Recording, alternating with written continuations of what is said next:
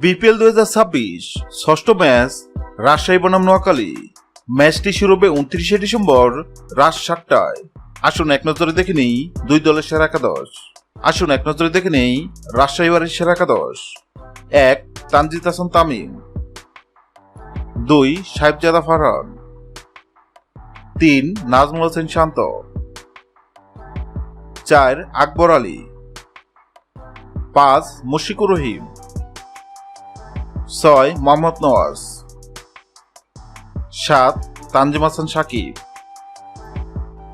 8. S M Mehrob. 9. Abdul Gaffar Saqlain. 10. Jahandad Khan. 11. Sandeep লামিসান।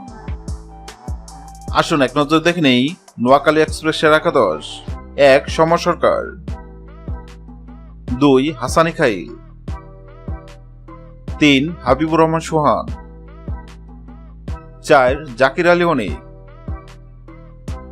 5. Haider Ali. 6. Maidul ইসলাম অঙ্কন। 7. জহির খান। 8. ইহসানুল্লাহ। 9. নাজমুল ইসলাম অপু।